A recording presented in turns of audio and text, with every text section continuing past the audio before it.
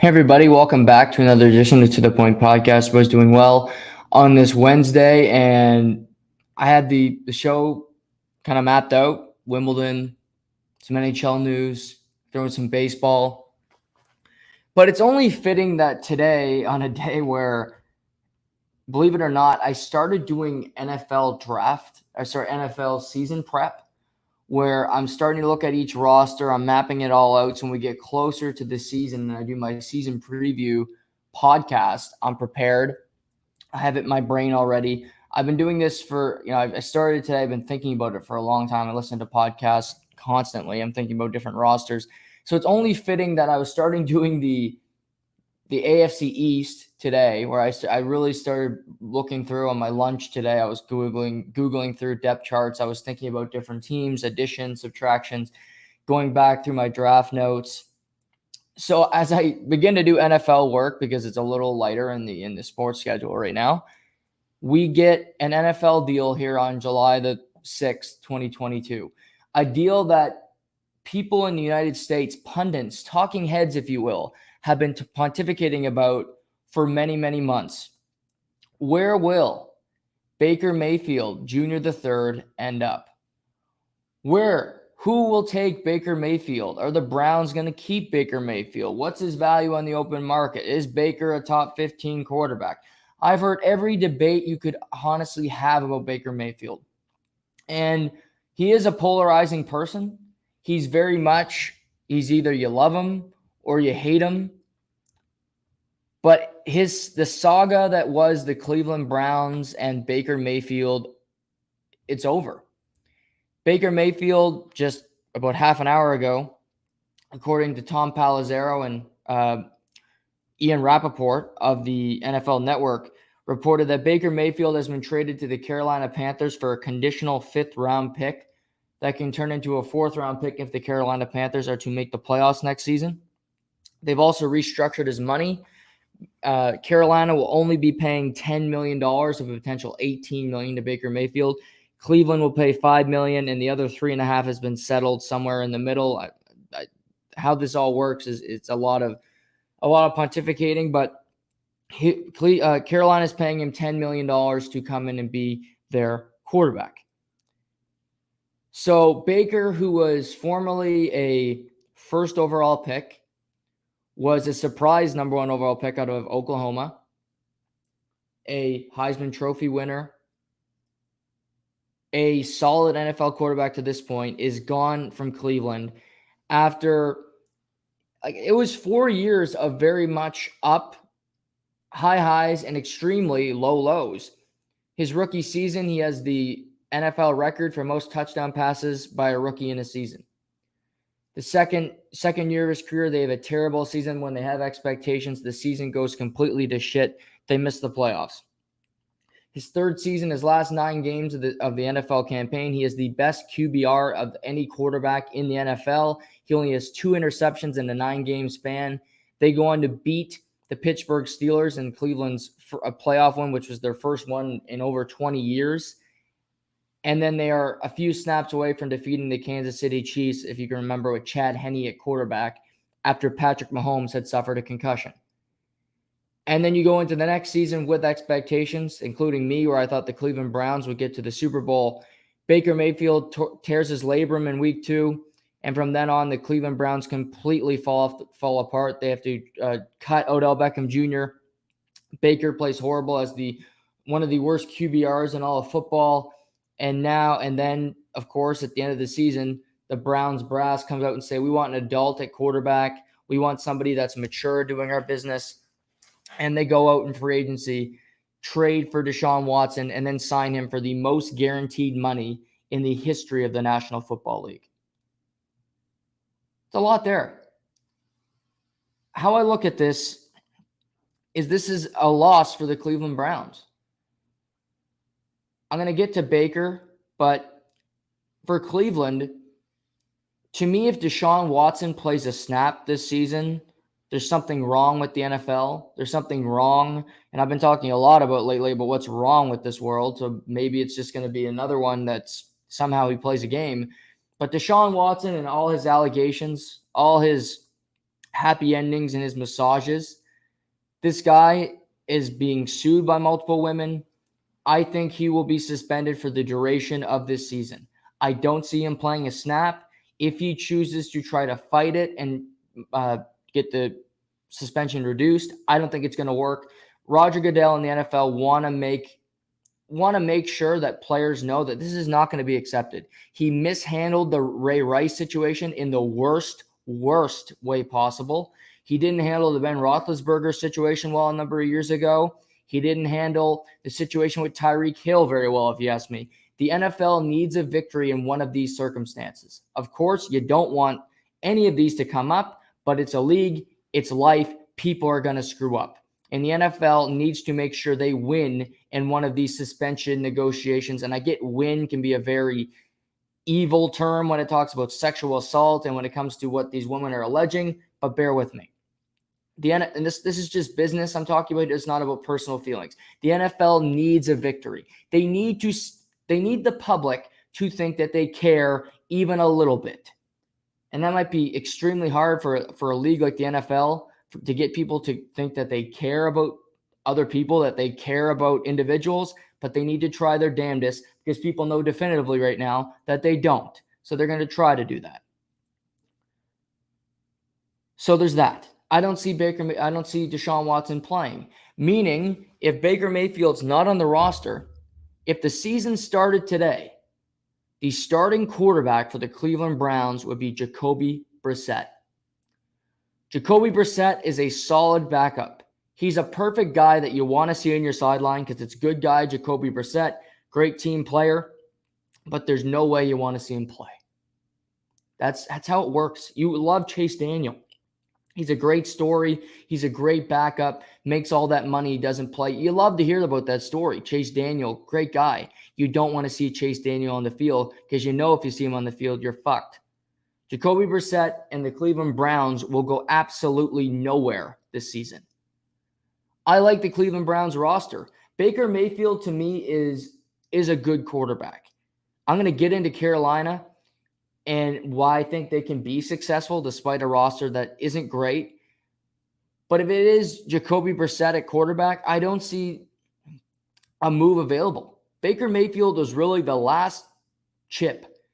Unless the Cleveland Browns get lucky where the San Francisco 49ers decide to cut Jimmy Garoppolo, a.k.a. porn star Jimmy, and Jimmy Garoppolo is a free man, and the Cleveland Browns offer him the most money to come play for a season, then potentially they can be a playoff team. They're not with Jacoby Brissett. But you're asking Jimmy Garoppolo to get cut in the next month or so, then come into Cleveland, learn an entirely new system, learn an entirely new offense where the offense might not be predicated on what you do really well, and then it's a disaster for you. Also, if I'm San Francisco, I've said this from the beginning, I'm not cutting Jimmy Garoppolo. I don't care about his salary. Deal with it because I want a good backup quarterback. I have no proof that Trey Lance can play at the NFL level. All those pundits that say he's going to be great, okay. I haven't seen him play a preseason game in over a year. The guy is basically just a practice quarterback. He's Jordan Love at this point. I'd rather have that security at the quarterback position. It's the most important position in all of sports. So barring something like that happening, the Cleveland Browns are going to have a season where they can look at this and say, we're going to be awful. We're going to start Brissett for the whole season. They don't have a rookie quarterback on their roster right now. Deshaun Watson's going to be ineligible. We'll start Jacoby every game because why not? We'll lose a lot of games, finish last in our division. With the way the quarterback position is everything. I love Kareem Hunt. I love Nick Chubb. It's terrible to think that you're going to have to waste a year of these guys' talents. But the pivot might be for Cleveland. Let's try to get as high a draft pick as we can. Deshaun will get a year suspension. He'll come back next year. It'll be 2 years off from football, but they already made their investment. They're banking on him being fantastic. So another year he's off. We know he's going to be healthy. He comes back. We pick a player in the top 5 that can be an impact guy, and we go and try to win a Super Bowl in 2023, 2024. To me, that's where Cleveland has to go from here. because there is no alternative. There is no option. Deshaun Watson is not going to be playing football in 2022. Even if it's an 8-game suspension. Cleveland's not winning many games in those first 8. They got Baltimore in there.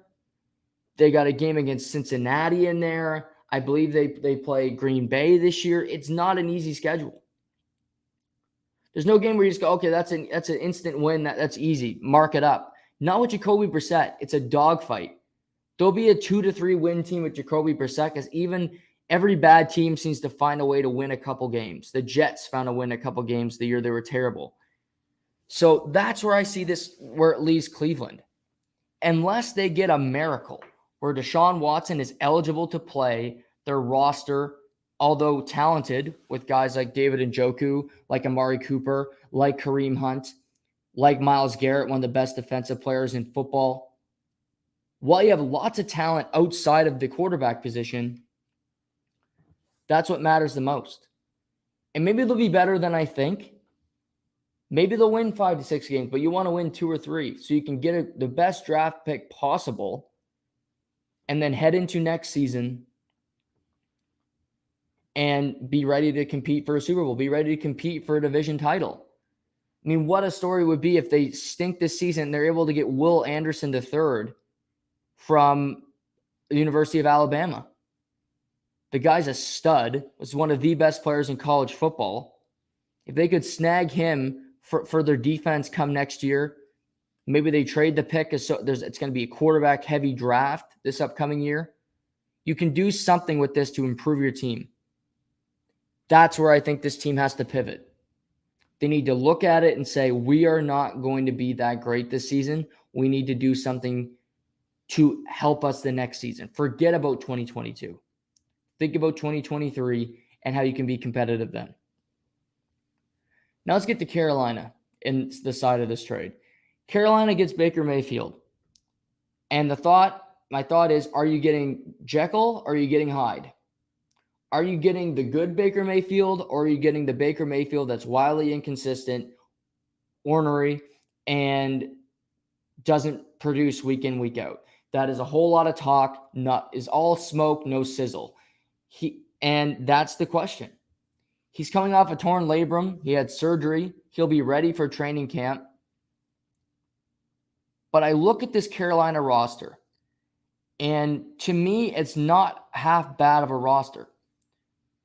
I like DJ Moore at receiver. I like Robbie Anderson at receiver. They got Christian McCaffrey, obviously, at running back. Every year it's important for Carolina that Christian McCaffrey is healthy. If Christian McCaffrey can stay healthy, this team is in good shape. This team can win games because their defense, I don't mind. Brian Burns is one of the best pass rushers in all of football last year. They drafted Akeem Akwankwu, who was the 9th overall pick in this year's draft, to add to their offensive line to hopefully build a strong offensive line. They got Tommy Tremble. I look through this team. It's not half bad. DJ Moore, Robbie Anderson. They got Austin Corbett, who they signed from the Los Angeles Rams, who won a Super Bowl last year. Taylor Moton at right tackle has been extremely solid. And I go through it. Shaq Thompson is a great linebacker. They signed Corey Littleton from the Rams. J.C. Horn is a corner they took in the top 10 of last year's draft. He got injured midway through the season, so they need to hope he can return to health and play well this year. But Carolina isn't a terrible roster. And if Baker Mayfield was playing like he did in year 3, this team can have success. This team can compete for a playoff spot because I don't think the NFC is going to be that difficult. I don't expect the Bears to be any good this season. And again, I don't want to get too far into the weeds because I'll talk more about the NFL. I'll talk more about each team as we get closer to the start of the season. But to me, if Baker is at top tier health, this team can be competitive in the NFC. You're going to get 2 wins automatically because the Atlanta Falcons are the worst team in football.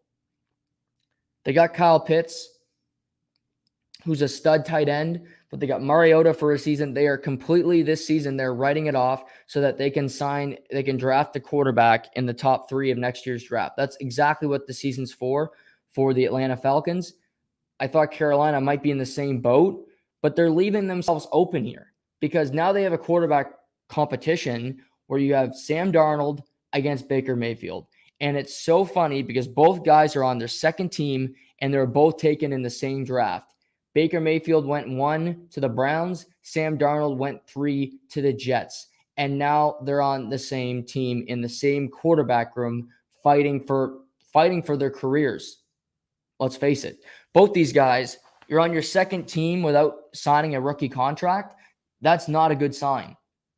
That tells me your career hasn't gone exactly according to plan. You've had some bumps in the road, and although Baker's has been more successful with a playoff win, him and Darnold are in the exact same position where, to me, training camp, Carolina will be one of the more interesting teams to watch during training camp, to watch during the preseason, because I expect Sam Darnold and I expect Baker Mayfield to get reps. As of right now, I think Sam Darnold has the inside edge to win the starting quarterback job. But it also tells me that Carolina's willing to trade for Baker Mayfield, that this team, this management team, this head coach, this head coaching regime with Matt Rule, they know they're on the clock. Since coming to Carolina, Matt Rule has had very little success. He hasn't been close to making the playoffs. He's been the best season he's had is 2 games under 500. And to me, he's saying, okay, Sam Darnold was here last year. Yes, he did get injured at times, but he wasn't good. And I want to have somebody else here that I can give the reins to and see if we can have some success. Because if this season goes awry, Matt Rule likely won't be the head coach of the next quarterback to come into Carolina. But Carolina is also showing how desperate they are because they have Matt Corral, who they took in the 3rd round of last year's draft. So now you have Sam Darnold, Baker Mayfield, and Matt Corral all in the quarterback room. Matt Corral is likely not ready to play. I mean, he was taken in the 3rd round, but the fact that, you get Baker and Sam ahead of him, he's the third string quarterback guaranteed. I don't know. Carolina's an interesting team. But if Baker is playing his best football, playing like he did in his third season in the NFL, this team can be competitive. This team can fight for a playoff spot. They're not going to win the Super Bowl. They're not going to be world beaters, but Baker Mayfield is better than what he played like last year. He battled through injuries, which was the wrong way to look at it. He was in a contract season, and he deserves some of the blame for how it went wrong with Cleveland because he's a guy that is not easy to deal with. He's a guy that is completely prickly, and he thinks very, very highly of himself when he often can't deliver in those big moments. But for Carolina, this is a management team looking at it saying, we know we're screwed. We know if it doesn't go well, we're screwed. We're going to do whatever we can to try to be competitive. And I applaud them for that because who cares about the next GM, about the next head coach? They can deal with what you have left. While you're on the job, you're trying to be as competitive as you can. Dan Campbell in Detroit will face this one day. He's going into year 2. I think Detroit would like to see Aiden Hutchinson play well. Obviously, he went 2nd overall. You like to see some improvement. You like to see health from your rookies, see them grow. But you know it in the back of your mind that we need a quarterback before we're competitive. But it's his 2nd season, and they were willing to wait for Dan Campbell to build a culture and see if it works. Matt Rule's been there for a minute. He's had no success. They expected to see him and Joe Brady build Sam Darnold into a quarterback that the Jets thought he was in the draft. Well, Joe Brady is now the quarterback's coach in Buffalo, and Matt Rule, in a very short period of time, might be unemployed heading back to Baylor. He won't get that job back, but maybe he can get an assistant coaching job on that staff. I don't mind the gamble. Baker's playing his best football. This team can be competitive. The Carolina Panthers can compete for a playoff spot with Baker Mayfield on the roster, playing at his best. If he's healthy, if he's bought in, hopefully he's rejuvenated. He's tired of Cleveland. But for Cleveland, this is quite simple for me. You have Jacoby Brissett at quarterback. Reshuffle the deck. It's about next year. It's about 2023, not 2022. This season is over for you. Unless somebody completely bails you out, this season is a wrap. It's done. Play Jacoby Brissett. Let him take the lumps. It's just like Marcus Mariota in Atlanta. He's not your future. Yes, it sounds like a piece of meat type comment, but it doesn't matter. You let him take the heat. You let him take hits, and you move on from there. Hope for a top 5 pick, and your team will improve because of it. I'm happy this saga's over. I was tired of listening to podcasts where all that was being discussed was Baker Mayfield. And where's he going to go? Is Seattle going to grab him? Well, now he's in Carolina. There's no more chatter. It's now just what can Baker – that's all it is now. What can Baker do? He's got a pretty damn good receiver room. He's got a really good running back when healthy, operative word. Tight end, decent offensive line, and a defense that is pretty damn solid when they want to be. When they're not dead tired because their offense are 3-0, 3-0, 3-0. I'm excited to watch this team in the preseason. To be honest, the one sport I get excited about watching preseason is the NFL. Because it's the NFL. And this team will be one because I expect both quarterbacks to get reps. And I want to see how each guy performs. But even though Baker's behind the 8 ball, to me, if he comes in and plays better and just because Sam Darnold's been there longer, that's one mistake I think teams that, especially when their coach and management are on the hot seat, make. You go with the guy that's been there longer, all while knowing that the quarterback, the incumbent, has a very short leash. Well, if you know you're likely going to pull him because you don't trust him that much, go with the guy that you believe is going to give you the best chance to win, because this time next year, you won't be doing this. In Carolina, they won't. The head coach will be looking for something else. The GM might be as well as they head towards the future. So I applaud the move, but I'm interested to see what comes of it in Carolina. Let's get to Wimbledon. What a day again at the All England Club. Been talking about it every day this week, but the tournament's been phenomenal. And I didn't think it was going to be. But in a wild turn of events, we get the semifinal that I wanted. On Friday, we get a semifinal between Nick Kyrgios and Rafael Nadal. 2 guys who do not like each other. 2 guys who are incredibly different, if you ask me. You have the extremely, I would say, how would I describe Rafael Nadal? Very much focused, very much does his thing, and that's about it. Very much himself. And then you have Nick Kyrgios, who is all over the place, completely erratic, and you don't know what you're going to get from him from minute to minute. But through all of it, Nick Kyrgios went through a 5-set match in the 3rd round, goes through a 4-round match in a 5-set match in the 4th round, and now he's here in the quarterfinal. He wins in straight sets today over Christian Garin, despite the fact that he was broken on his first service game of the day. But Kyrgios advances to his first major semifinal. And then on the other side, Rafael Nadal went through a war today where he faced American Taylor Fritz, and these guys battled their hearts out. It goes 5-set tiebreaker for Nadal to eventually pick up the victory. And Taylor Fritz battled. He's had a really good season on tour. He's emerged as a guy that has been a face of American men's tennis. And credit to him, because he was down multiple breaks today. Yes, he was up 2-1, but you're also playing Rafael Nadal. He was down a break in the 5th set. He fought back to even it up. But in the tiebreaker, where Nadal is where you need to get it done, where the clutch players shine, Nadal did. He wins the 5th set tiebreaker 10-4. And Taylor Fritz has a great outing. And like I said yesterday, He has a great showing, but it's not enough. It's a good match. It's a good story for 5 minutes, but people forget it because he doesn't win the match. And now it's Nadal versus Kyrgios Friday morning. And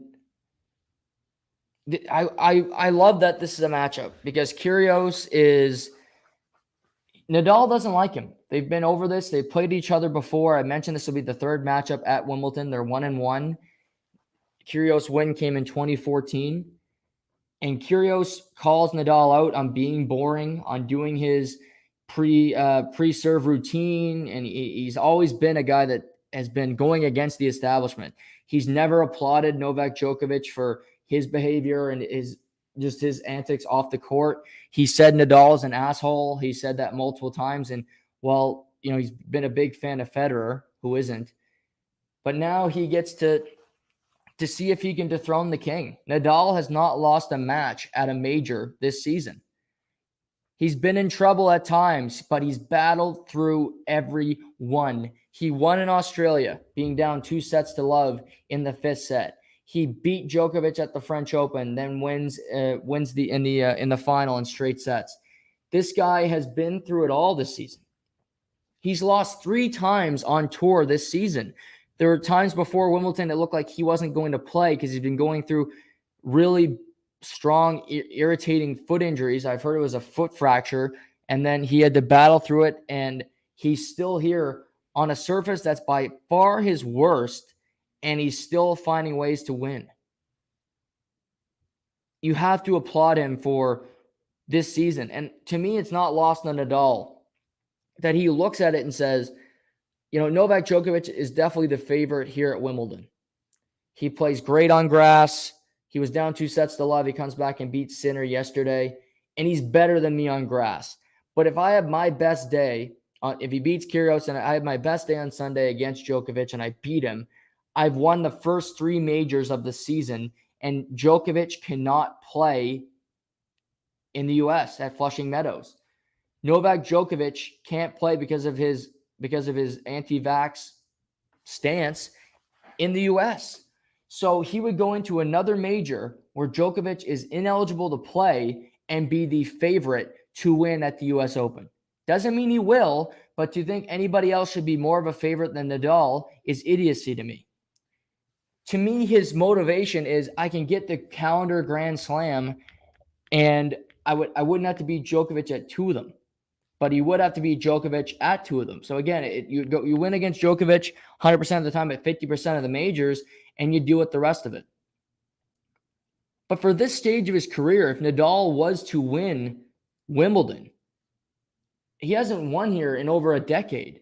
It's been a long time since he found a way to win at Wimbledon. If he even gets to the final, it's a major achievement for him.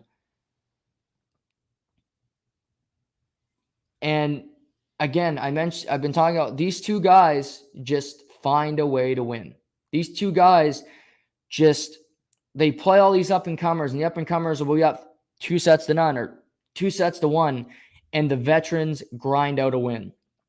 The veterans escape. The veterans come up clutch in the big moments and dethrone the kids. Nadal will face Kyrgios. Djokovic will play Cameron Norrie. I give Kyrgios a better chance of beating Nadal than Norrie does of beating Djokovic. I think Djokovic got his scare. It woke him up, and he cruised in the last 3 sets of that match yesterday. Watched it last night after work.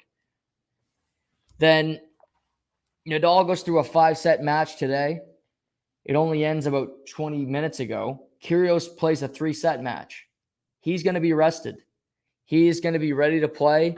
He didn't have a grueling match today, so he gets to sit back and wait until Friday where he gets to meet Rafael Nadal. Now, they do get a day of rest, but Nadal did play a lot of tennis, and he's not coming into this major 100% healthy to begin with.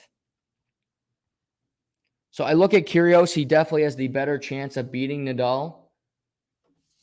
I'm just looking forward to the match. Kyrgios will get to his first major final. And this would, he won the doubles title in Australia. That was a big deal for him. He was teamed up with his Australian, his fellow Aussie, and it was a great win for them on their home soil. They were incredibly fun, and he said that was the better than anything he's done in singles tennis. But in the same season, if he could at least get to a final, potentially win a major in the same season, it would be incredible. To me, he's always been one of the most talented players on all the tour, but he hasn't been able to harness it because it's always been about the antics, or it's about him yelling at the ump, or it's about him kicking, just doing something that wasn't smart tennis. To me, what I give him the most credit for this week is dialing it in, is not thinking about the antics, not thinking about what's happening. He got broken in his first serve today. His first serving to open the match, he gets broke. Normally, Kyrgios would have snapped and lost that set for sure, but he bounces back and still finds a way to win the match. That's showing me some maturity. That's showing me a guy that looks at it and says, holy crap, I can do something here. Holy crap, I get to a semifinal and I'll go toe-to-toe with Nadal, and who knows, maybe I can beat him. The key for Kyrgios on Friday is his serve. He's serving better than I've ever seen him. He's so confident. He's cracking it incredibly tough. He's hitting ace after ace. Even if he's not, it's incredibly tough to get rallies because he's so great on it. Now, Nadal is a great return of serve guy. Him and Djokovic, that's half the reason why they win so often, is because you make it so difficult on your opponent when they are serving. Their long games, eventually they wear you down and they break you, and then they're not going to get broken on their serve. So for Kyrgios, quick service games for him, push the pace. Nadal is extremely slow. Nadal is extremely pragmatic. Kyrgios will take about 8 to 10 seconds after every time he serves to head to the line. Get to the line first and force Nadal to get in position.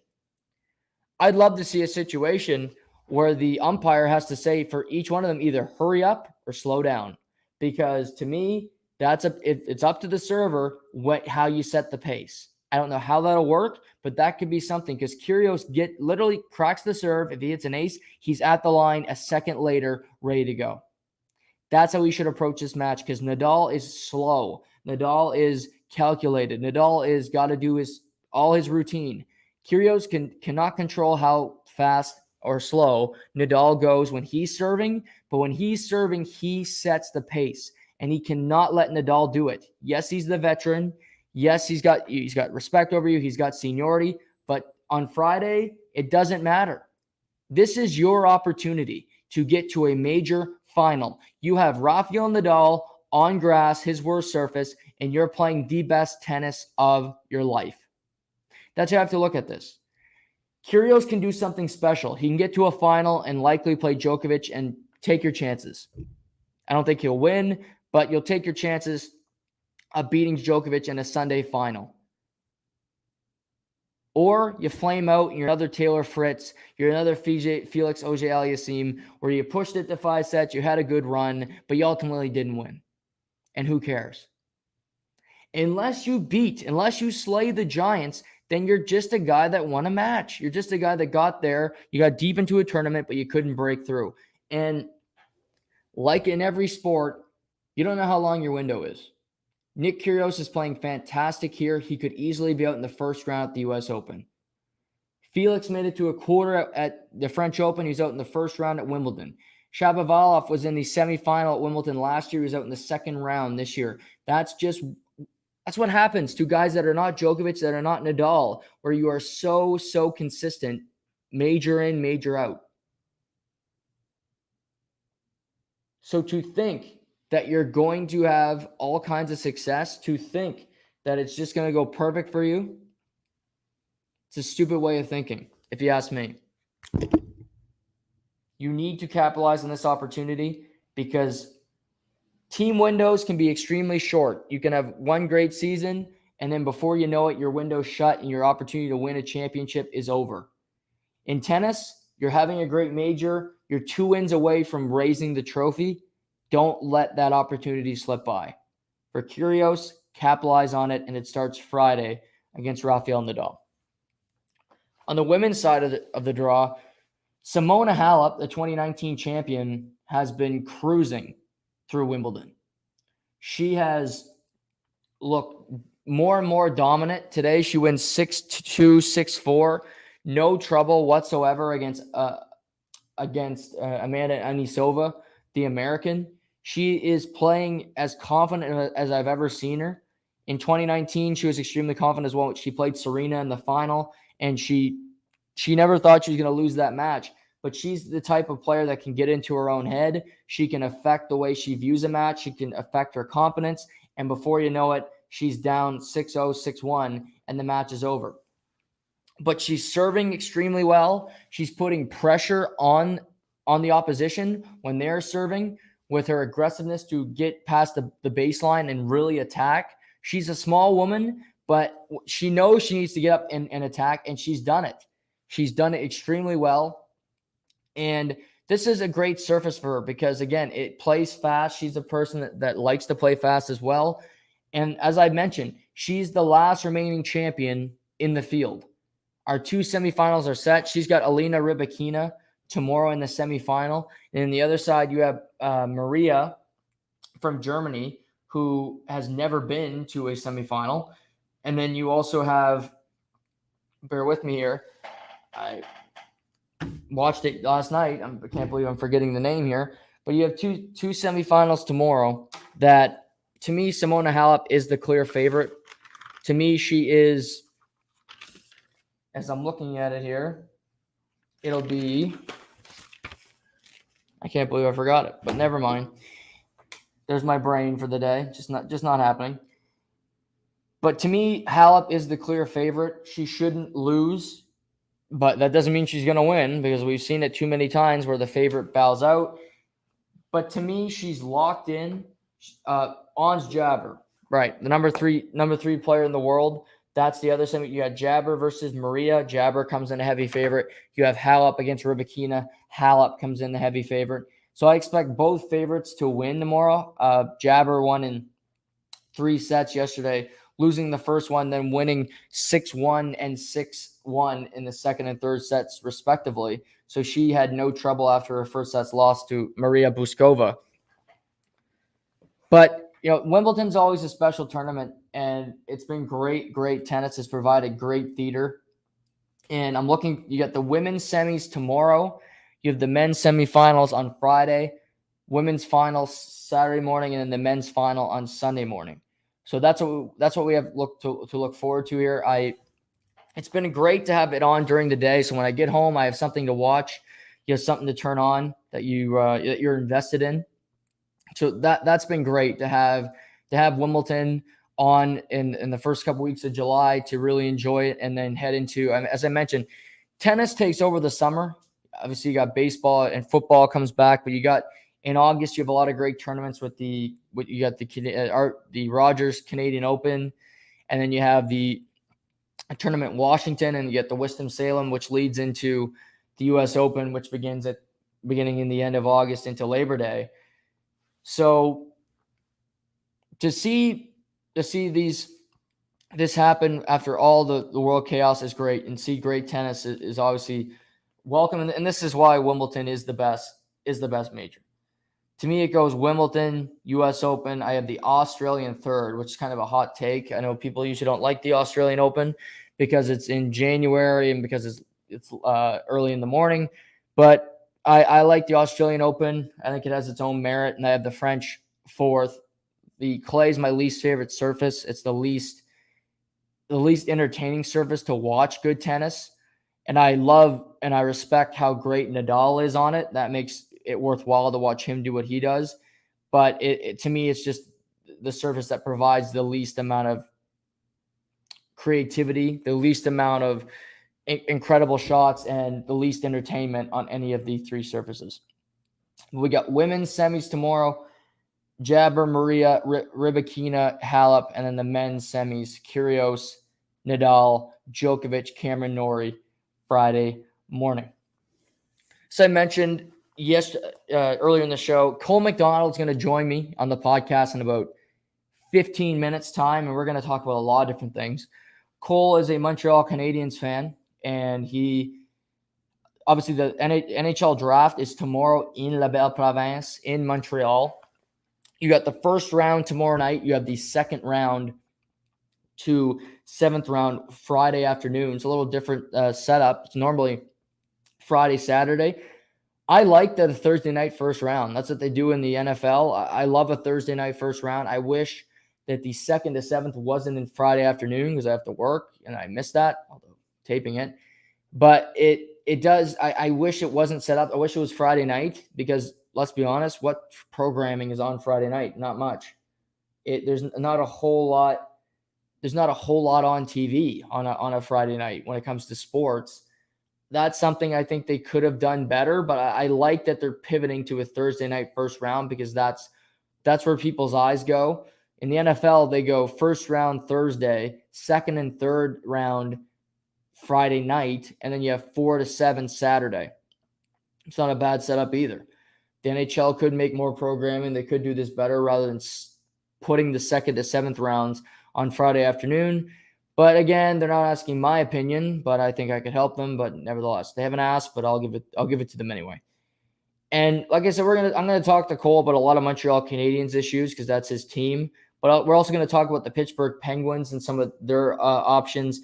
There's a report today about Blake Wheeler that I'm going to get into. But what I thought I'd start with today about the hockey scene before we get to Cole, like I said very soon, is the Ottawa Senators saying that they're shopping the 7th. They have the 7th pick in the draft, and that Pierre Dorian said today they're actively shopping the pick. And he said, it's no secret, we're trying to get better. And the 7th pick is available. If teams are offering us a good package, we'll definitely consider it. I've been dumping on the Ottawa Senators a lot lately for a good reason. I credit Pierre Dorian for doing this because you can only make so many goddamn draft picks. They've drafted so many players over the last couple of years. You can only have so many prospects. You can only have so many people developing in your pipeline. Eventually, you need players on your roster that can compete, that can play. And for Ottawa, they've been saying we're not going to be in the lottery anymore. They're in the lottery again this year after saying it. We're not going to be one of the 10 worst teams. They were. But now by saying this, they need to prove it. I'm not sure Mark Scheifele is going to be available this summer. I thought he was going to be for a while. That has since really cooled down, and that would have been an option. But to me, I look at the Senators, and there is a player out there, and these two teams coincide today because the Vancouver Canucks have been talking about JT Miller and the fact that the two sides are not close on a contract extension. The fact that I think JT Miller, who's been fantastic since going to Vancouver, is looking for a long-term deal, likely a 7-8 year term, I'm imagining. And Vancouver is saying, yeah, we don't want to do that, which I understand as well. And they might look to move off of him. Although to me, if Vancouver thinks they can be competitive, they just re-signed Brock Besser. They got Pettersson under contract. You got your pieces in place. You got Thatcher Demko at a really respectable number. JT Miller is a guy I would keep on my roster, even if he is a guy that leaves after this season, unless you're getting a great haul.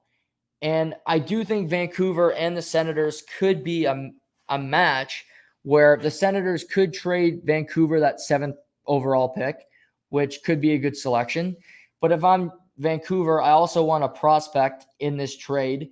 And this is where I said Shane Pinto is a guy from the Ottawa Senators that I think makes a lot of sense. He's a guy that they're not going to trade Josh Norris. They have prospects that they believe can play in their roster right now. But if the Vancouver Canucks are trading a number 2 center on their team, I want a center back. That's such a tough position to find. Ottawa be able to plug and play. You get to dump JT Miller onto your roster. He can play right now. You can work out a contract extension. But he comes onto your roster. He's your number 2 center. You still have Tkachuk and Norris. You can play JT Miller with a Drake Batherson, with a number of different players. So he fits in well. You trade Ottawa the 7th round pick, and you give them Shane Pinto, and you go from there. And why Shane Pinto would be worth it with the 7th overall pick, and why I say that is because JT Miller is going to re-sign in Ottawa.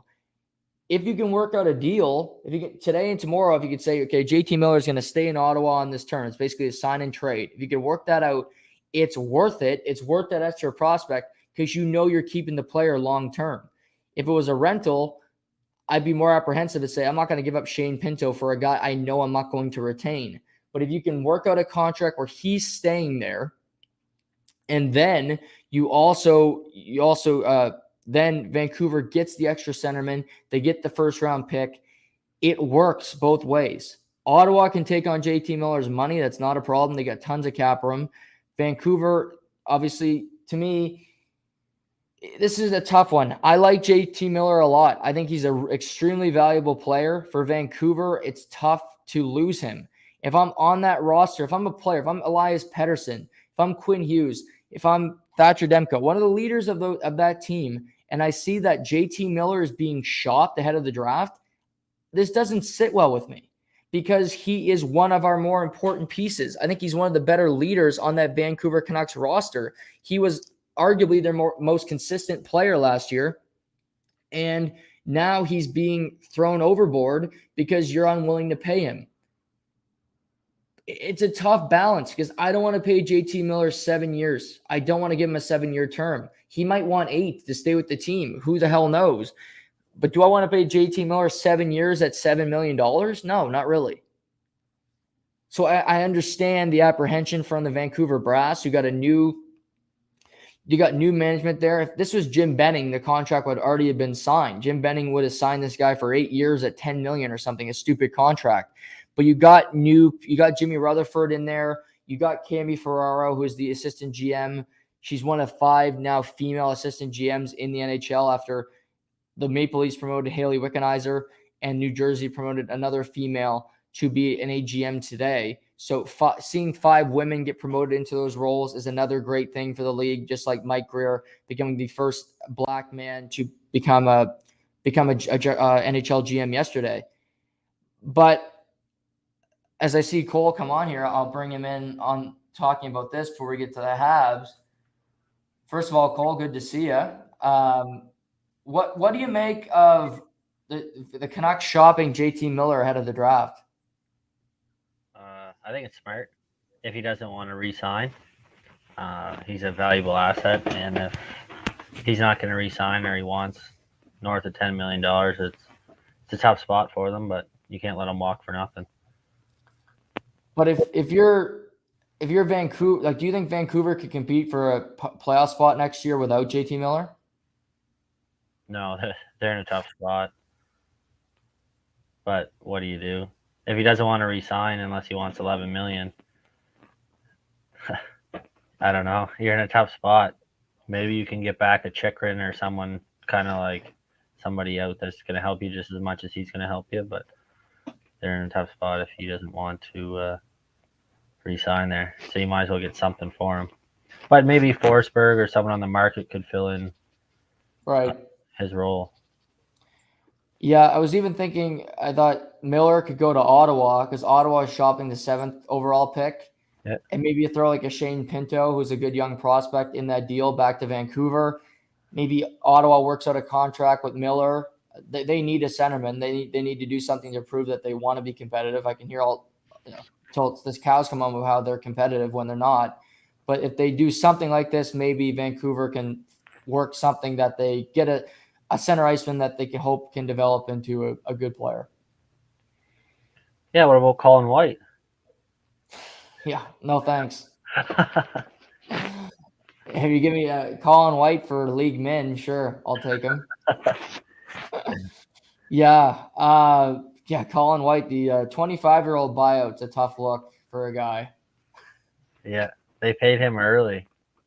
I didn't realize how young the guy was. I saw he was under 26 yesterday. That was wow. Pay that guy. I don't know what the need was to pay that guy early, but good on Pierre Dorian. He can sign him and buy him out in the same contract. So most GMs don't get that luxury. Yeah. But yeah. Let's get to your Habs. They got the number 1 pick in the draft tomorrow night in Montreal. I'm sure you're excited. If you're Montreal, who are you taking? I'm taking Shane Wright. We've needed a center since I've been born, and we've never had that number one center that I can remember, the true number one. And now's our opportunity. We tried everything in the book for the last 10 years to get one, and then you thought you got one with Kotkaniemi and you lost him. And now's your opportunity. Don't fuck it up. Okay. My pushback to that is what if you draft right? You have Suzuki. I think they're very similar as players, and you have two number twos, and Montreal's had a couple number twos for, like you said, a decade. Yeah. I think that's a position that you got to have depth in, and you can't really go wrong. I do like the Slavkovsky kid. Yeah. And I like the couple defensemen there. But I think you're going to see Montreal move up personally. I think you're going to get Wright and somebody else in the top 10. Right, because they got a lot of picks. They got a lot of picks tomorrow night. So yeah, if I could see them, like you said, if they go right one, like I think whoever gets number two is going to be in the best position in this draft because they can't go wrong. Like New Jersey's got the second pick. If they have Wright, okay, well, we had to take Wright. That's who the second best player. Everybody said it. If they get Slavkovsky, okay, great. That's who they really can't lose in this position. But for Montreal, do you think they go say Wright, they take Wright one, and then like you're saying, they trade up and maybe they take like a David Jiricek in the 5th to 7th hole? Yeah, I think they're going to try to get 5 or 7 or 2. Mm-hmm. I think New Jersey will bite for 2. Although Slavkovsky be sound good with those young centermen they have with Hughes and Heischer, like he'd be a good fit with New Jersey. But I think who's their GM? Is it Chiro? No, their GM in New Jersey. Well, no, Shiro's been let go. I'm trying to think now. Anyway, whoever it is, they change it every day. I forget. Yeah, it'd be a good opportunity for them to make a move, right? They've been at the basement a long time, and moving their pick, I think I could see Montreal giving them Anderson, Petrie, and maybe their other first. Definitely Anderson to move up. I think Philly would trade their pick, and so would Ottawa. They've already stated they would. Buffalo's another 2. They got 9 and 16. I could see them moving one of those picks or moving both of them to move up higher into the draft. Right. Yeah. Yeah. It's Tom Fitzgerald is the GM of New Jersey. I knew that. Okay. Yeah.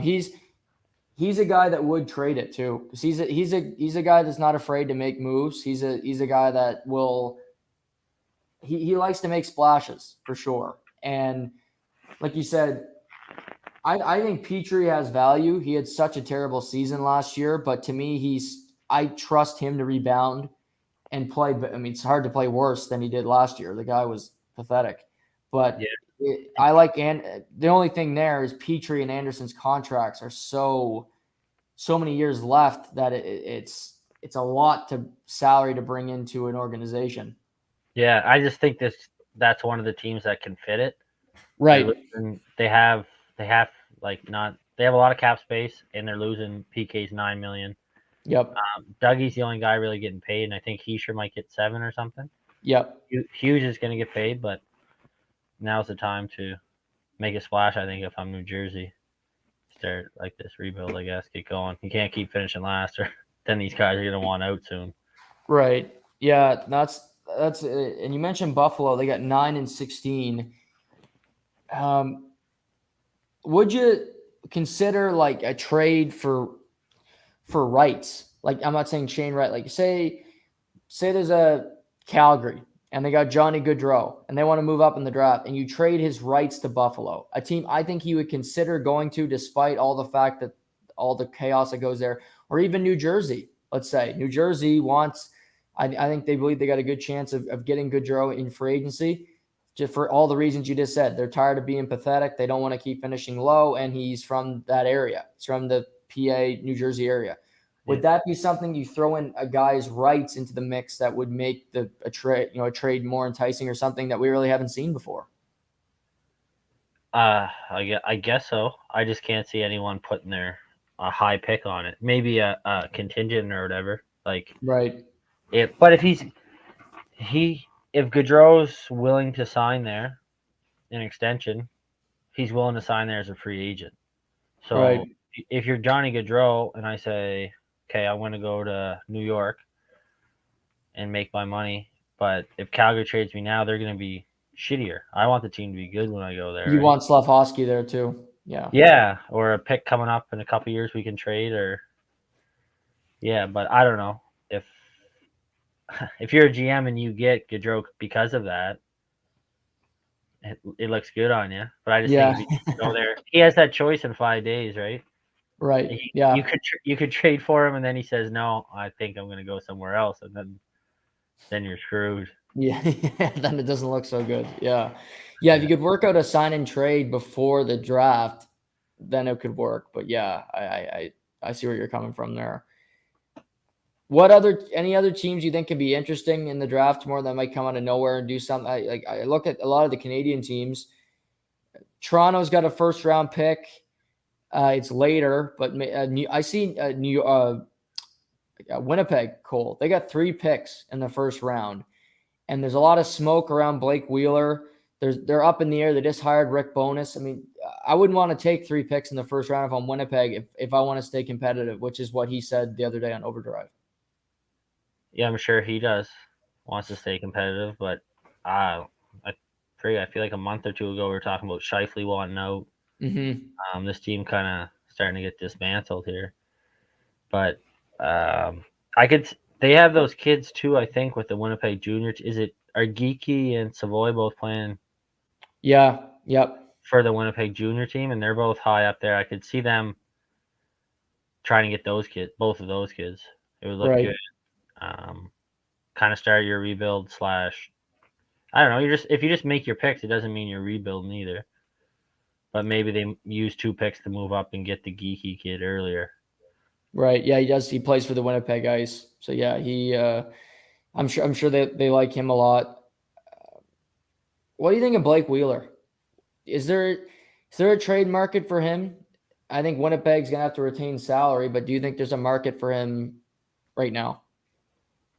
Not overly, no. Not a competitive. Does he have a no trade?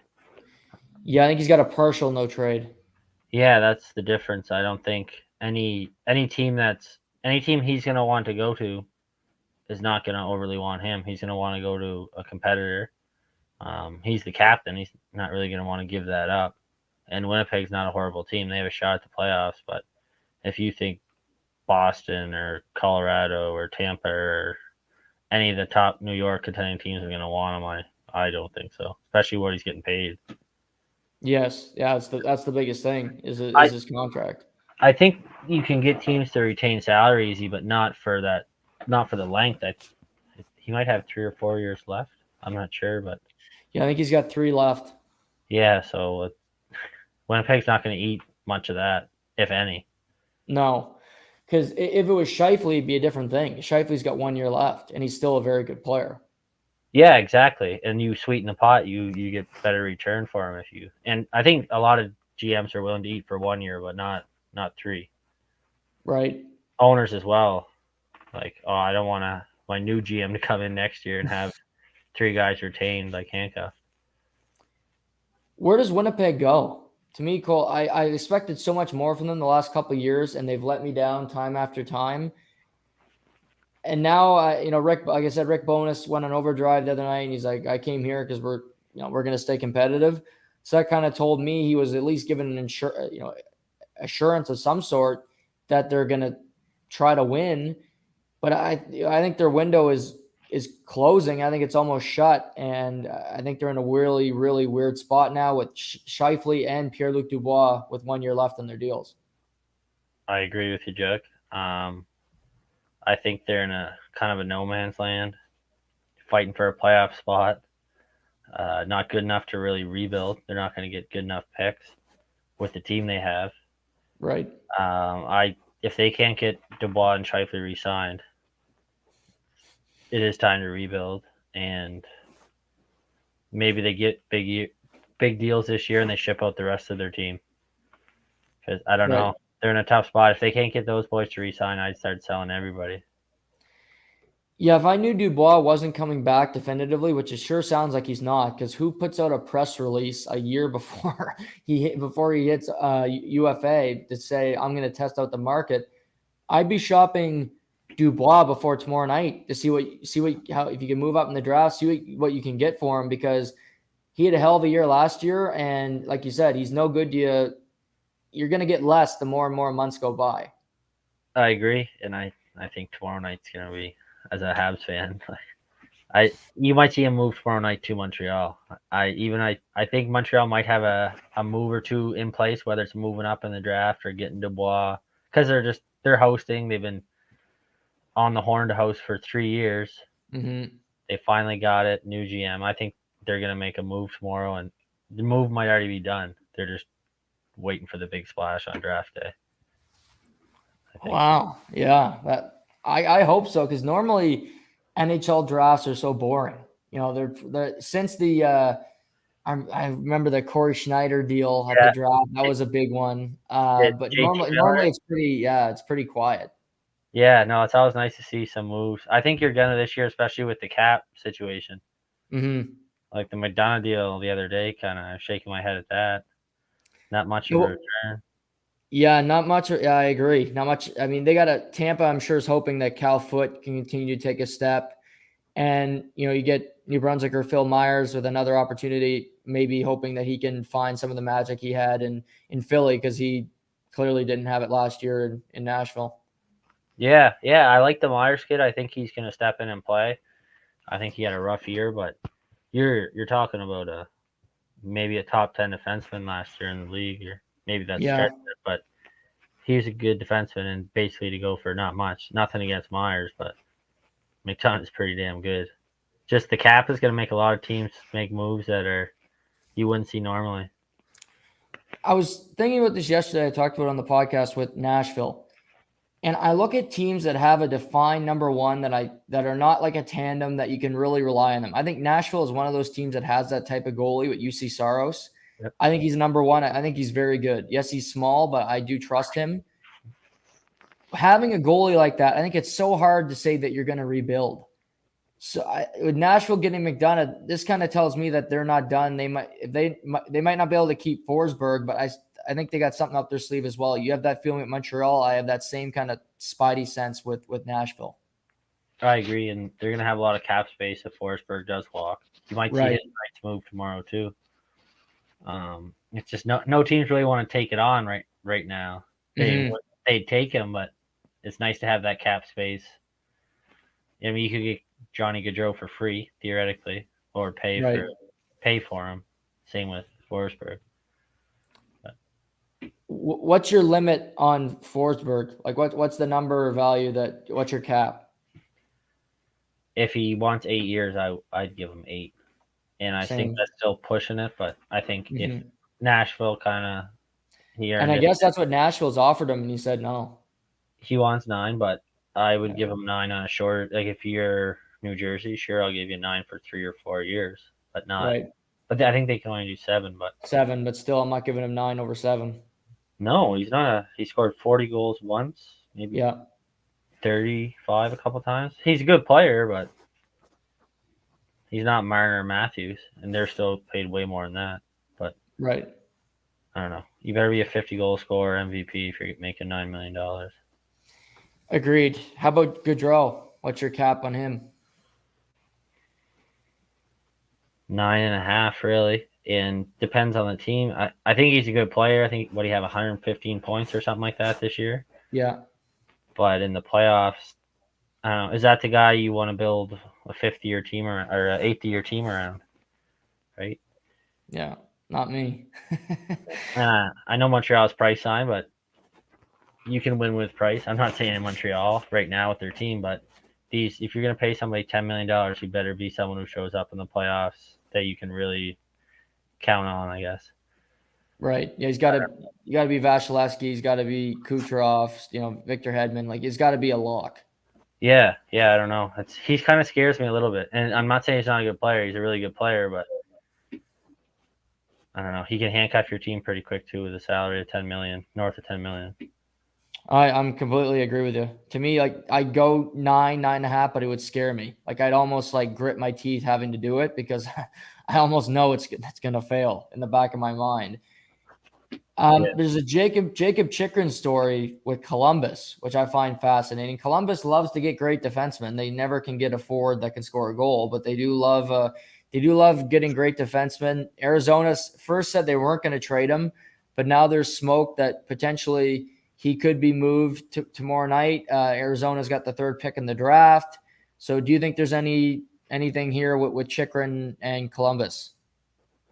I think so. Same with you. I'm scratching my head because you just dealt Seth Jones and now you're going after Jacob Chikrin. I don't really get it. And I think Jones is probably a little bit better than Chikrin, or he was with Columbus anyway, or he looked better. Mm-hmm. But I don't get you take two steps forward and one back, or I don't know, 2 and 2 really. You just Yeah. made the opposite deal last year. Right. Yeah. You're trading away all the assets you got for for Jones and dealing them for Chikrin. Like, yeah, for Columbia. I don't, for Arizona, I get it in a sense, but you need some good players. Like to eventually turn it around, you need somebody that's competent on your roster.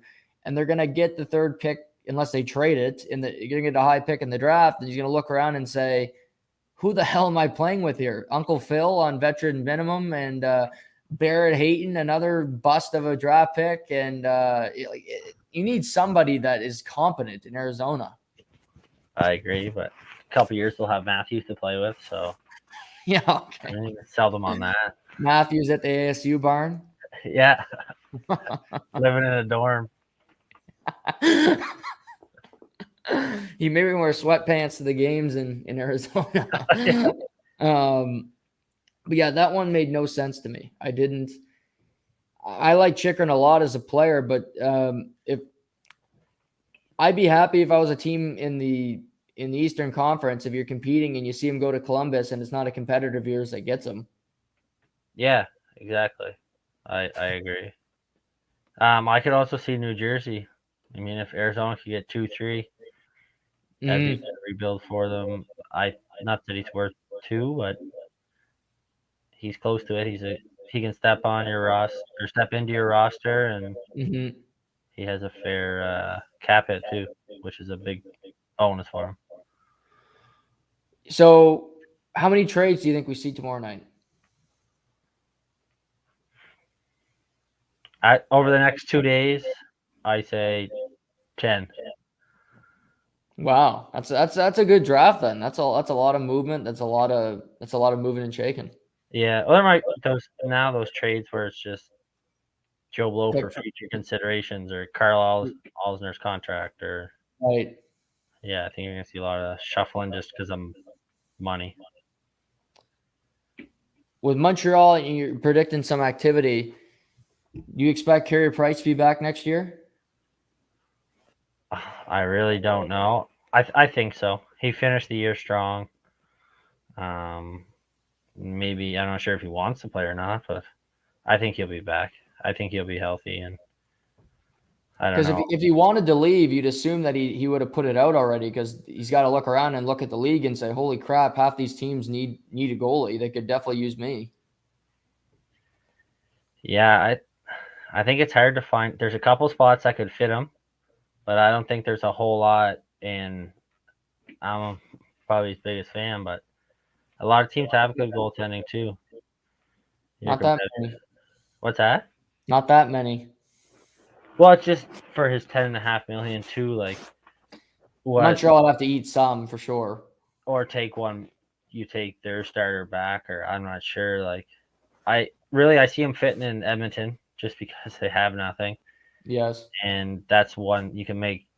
I don't know. You can deplete your roster somewhere else if you get Price if you're Edmonton, because it's such a sore spot for you. And he's a defenseman, so he's probably their number 2 defenseman after Nurse if he goes there. And the only other team I see, and he has to waive his no trade too. That's why I don't see him going to a lot of other teams. Right. Maybe Colorado. Yeah. If Kemper leaves, he can. I mean, he can win a cup there.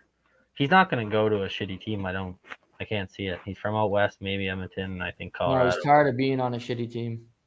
Yeah, fuck. Really, he's got 4 years left. Why? Yeah. Either ride out Montreal where they love him, and I or know go. you're a big fan of the Flower. Do you think he works 1 year deal Colorado? He'll work at the same thing. He can kind of pick and choose where he goes. You might see him in Toronto as well, or Right. if I was him, I'd go to Colorado pretty quick. But it was Giroux next? I think at the deadline, a Colorado deal. Yeah. Smart ass. Yeah. Fuck. He wants to go to Ottawa. He'd rather go to Ottawa than go play in Colorado and win something. Yeah, did Fleury next a deal with Colorado? I'm not. Or I'm not sure if because I feel like it fell through for some reason. And I don't think if there was enough on the table for where did he come from? Chicago? Chicago. I think they got the first rounder from Minnesota. I don't think Colorado's willing to do that because they had to trade for they had to do a couple other moves. Yeah, they would give their first round for Kemper, really. Yeah. I think they said, screw it. We'll get Lehkonen for a second instead, and we'll just stick with what we got. That was a good move, eh? That panned out for them big time. Yeah, that was a real good trade. I think he'll have a decent market when we get to free agency. I wouldn't break the bank for him, but I think he's a $3-4 million player, open market. Yeah, I think he's an RFA too. I think he's going to stick it out in Colorado. I would, if I was I him. would too. Yeah, absolutely. Yeah. They might lose Nikushkin and lose a few guys, but if they can keep Lehkonen, that's not a bad little, not a bad little prize to keep him. Exactly. And he's a playoff player too. He's not going to run into the boards, but he did really well with Montreal in the playoffs, and he had a good playoffs this year again. And he's not going to cost arm and leg. 3 series clinching goals in the last 2 years. So the guy's a clutch performer when you need him to. So that's invaluable asset. What about Pittsburgh? Malkin and Letang are sitting there, both still unsigned. I read that Letang deal might be close, but it's not done yet. Malkin reportedly wants $7-8 million. I understand why they're not re-signing him. Do you expect either guy to be back, both guys to leave? What do you expect on the Pittsburgh front? I expect both to be back. It's just they've been there so long. They know what it's like playing with Sid. If they really want to win, I think they can get it done. Like, they're not going to get that. Letang might offer, or Montreal might offer Letang the money. I don't know where they're going to get it from, but I just think with his Hughes being his old agent, maybe something like that. But why would you leave Pittsburgh if you're those two? Sid has 3 more years. They should both be saying, I'll take 3 years. Whatever. Sid makes 8.7. I'll take 7 if I'm Malkin, and maybe 7.5 if you're Letang. I would take less if I was them. They already got their pay, but they're asking more than that, both of them. Yeah. But if you're Pittsburgh, I would ride it out 3 more years. You can't rebuild with Sid still being there. You got Gensel. That's the thing. Yeah. I wouldn't, but Letang wants, I think, 8 for 5 years. Yeah. Like, whoa.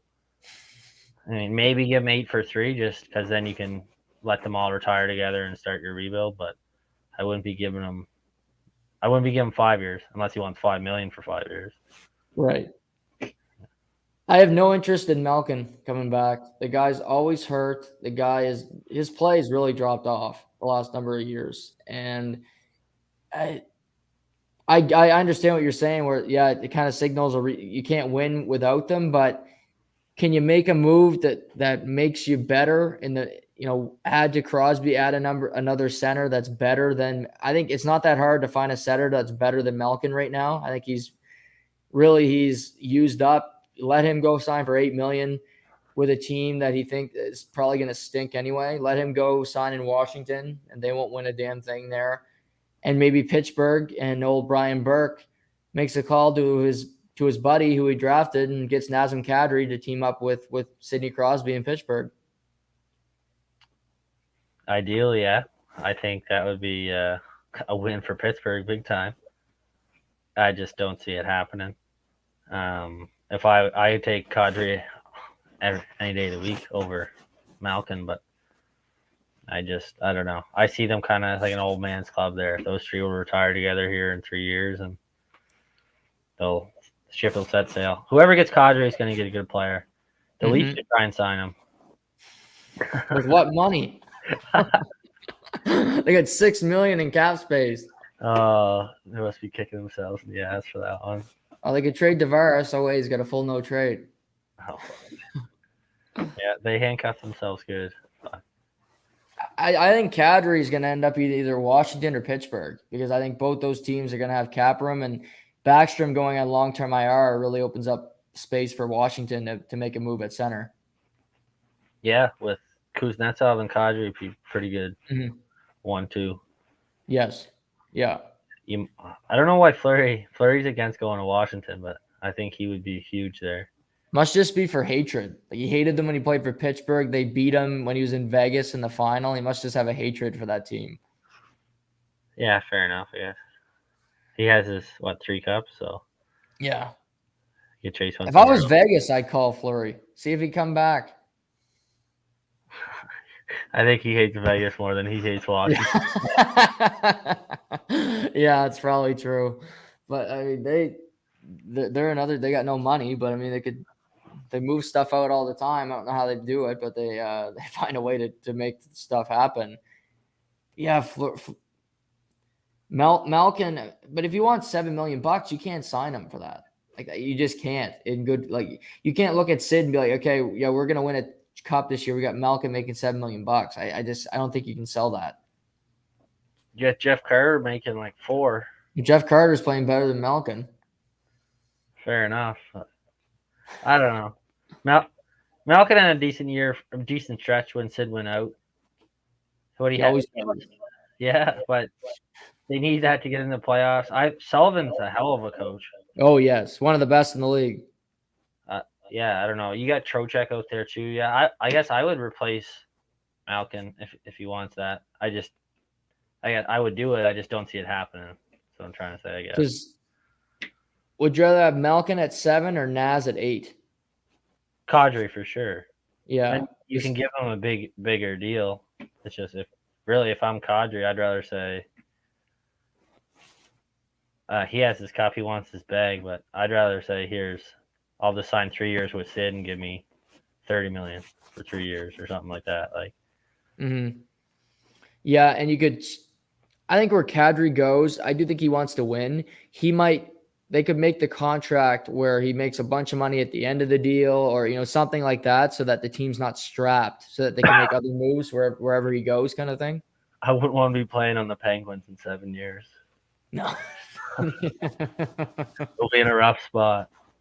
Yeah, he'll be dealt back to the Leafs at that point. They lost some cap room. Yeah, but no, I'm looking forward to the draft tomorrow night, and everything. I guess before we move off hockey, Bruins, Krejci is being talked about coming back. My God, they love nostalgia in Boston. Bergeron might come back for another year. I mean, the band's gonna be back together. Cole, what a great day for Beantown. Yeah, maybe Rask can get out of retirement. Cam Neely, he's there. Might as well lace him up. Chara got 1 year left in him. Said he's going to decide his future in September. He's available. Training camp. Put him up front. 4th line wing. He could win the draw from the wing. Yeah. Yeah, you're right with that reach. But, I mean, to me, I hate teams that are so nostalgic about bringing guys back and when they're not even good players anymore. Krejci played in the Czech Republic for a year. He was not that great his last year in Boston. This doesn't make a whole lot of sense to me that he would come back, and it just kind of reeks of desperation. Well, they are desperate. They're at the end of their run, and they got Bergeron for one more year, and I think just take what they can get and piece what they can for a roster together this year. After this year, once Bergeron leaves, it's not going to be the same team. Pasta might leave. Yeah. I think Marchand's a good player, but he's getting older, and if his 2 line mates leave, he's a valuable asset, but they're in a tough spot. DeBruskin is not going to carry that team to the playoffs.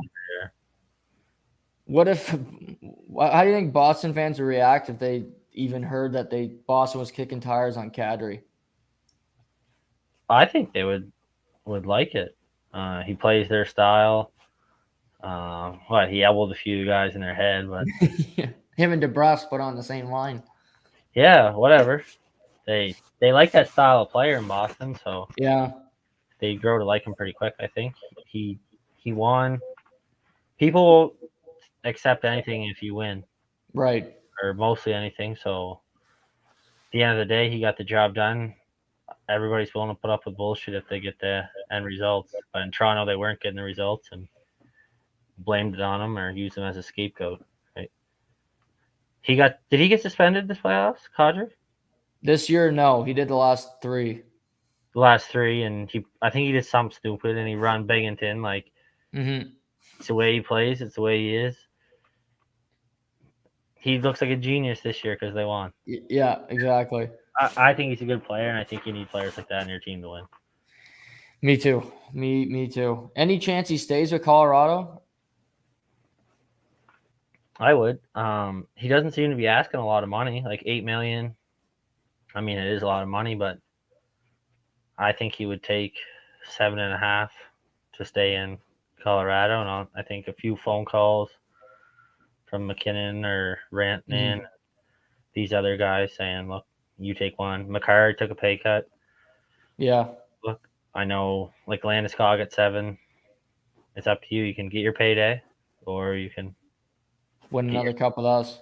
$7 million for 8 years and try and win 2 or 3 cups here. Yeah, I agree. I would, if I was Joe Sakic, I would tell my leaders to make that call and see what you can do to help, because Colorado can win another cup next year. There's no doubt about that. Yeah, and pot's legal in Denver, which is a huge bonus for Kadri. So, well, I don't know why he'd leave. Yeah. Is that legal yet? Probably if you win the cup. Yeah, it's probably in the cup. His day with the cup, I guarantee that'll be kicking around.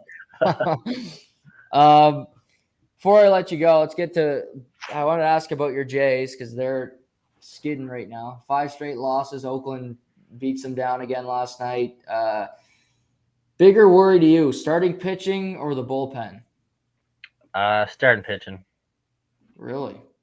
I just think Berrios isn't where he is. That's kind of how we got here, with starting pitching. I don't know. Manoah's been good and Gosman's been good, but after that, we had a pretty good rotation to start the year on paper, and they started out pretty good. But with Ryu gone and then Kikuchi having a rough year, it's starting to get thin again, like the last few years. Right. Yeah. Do you think it's imperative that they add a starting pitching arm at the deadline? Yeah, I'd even add one now. It doesn't have to be. There's lots of project guys, or you take. You just give a random prospect 4 and hope he turns it around. Like some of the older guys, like Wade Miley or Jose Quintana. You make a small trade now, and then if it doesn't work or he doesn't gel with the team, you can move him. You can move up for a real pitcher like Berrios at the deadline. A big trade. Yeah, they're playing Oakland now. Blackburn has been playing great, pitching well all season for them. He'd be a guy I would definitely look at to see what the price would be from Oakland. Yeah, and it seems, I don't know a whole lot about baseball, but it seems like the trade seemed pretty reasonable with prospects. Like, it seems easy to make a trade, and lots of teams deal pretty good pitchers, I find. Now they're probably way better prospects than I think, because I don't know who they are, but I think they're going to get a deal done here soon for a pitcher, even if it's just to take a flyer on a guy, and then if they can't figure it out at the deadline, they're going to try and get a big one in.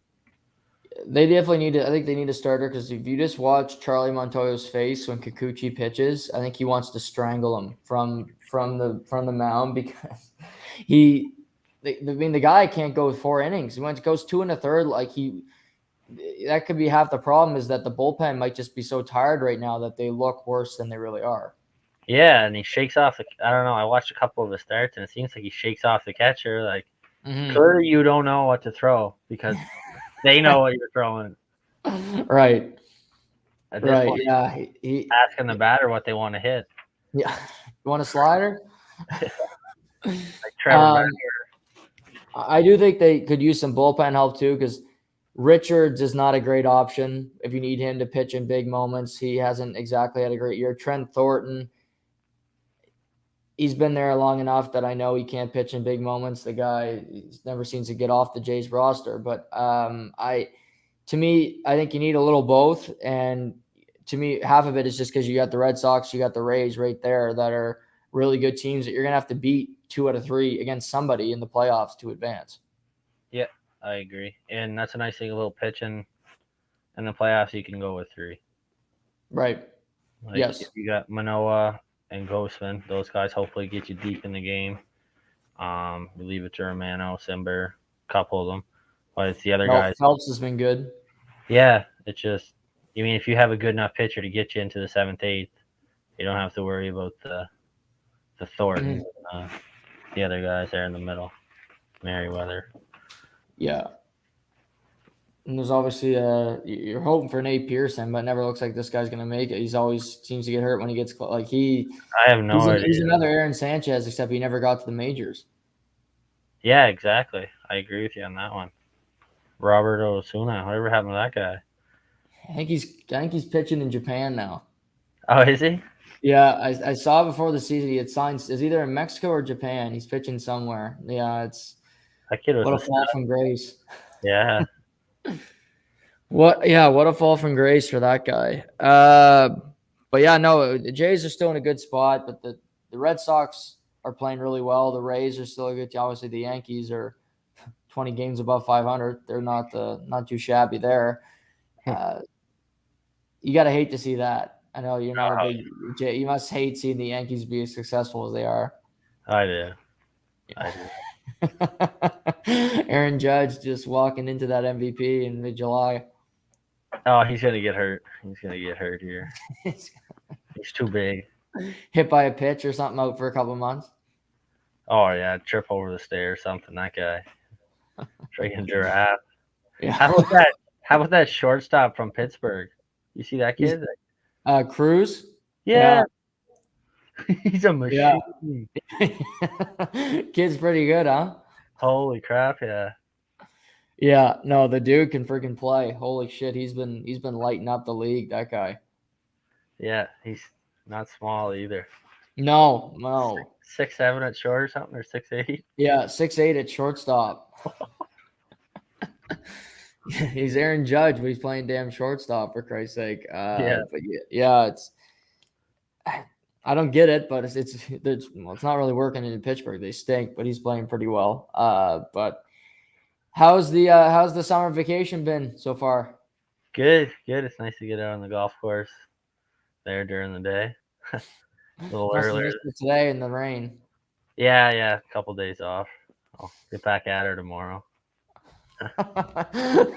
What else do you do? What other activities do you like to get up to during the day? Oh, not much. I've just been catching up on stuff around the house because, I don't know, I've been lazy, so caught up to me. And summertime, good stuff. Good time to do all that little shit around the house. No, good to hear. Good to see that you're relaxing. I'm happy to hear that. And well, enjoy the draft tomorrow night, and I appreciate you coming on today, Cole. Really appreciate it. Yeah, will do. Thanks for having me, Jug. There's Cole Macdonald, everybody. Great to see him. Yeah, he's got Montreal on the clock, number 1 tomorrow night. I'm looking forward to see what they do. I'd be interesting to see them pick and move up. They got 3 picks in the first round. They moved up, selected 2 guys. I think that is a possibility. But this is an NHL draft that could have a lot of intrigue. You got JT Miller, you got the Senators, you got the Chychrun potentially, you got the Pittsburgh, you got Montreal. So I expect some fireworks. We'll talk about it tomorrow, of course, where I'm going to make my little mock draft tonight where I'll pick the first few players that I see going. We'll talk about that tomorrow. And then on Friday, Walker Campbell's going to join. We're going to recap everything that happens. We'll talk about Wimbledon tomorrow, amongst other things. But yeah, it should be a heavy NHL talk tomorrow, and I'll loop some baseball in as well as the Jays finish off their series tonight in Oakland as they head to Seattle for a 4-game set this weekend. And I'll even touch on tomorrow why that is such an important series for both teams looking ahead past the All-Star break. So I hope you guys enjoyed the show today. Always great. And we'll talk tomorrow. It's to the point.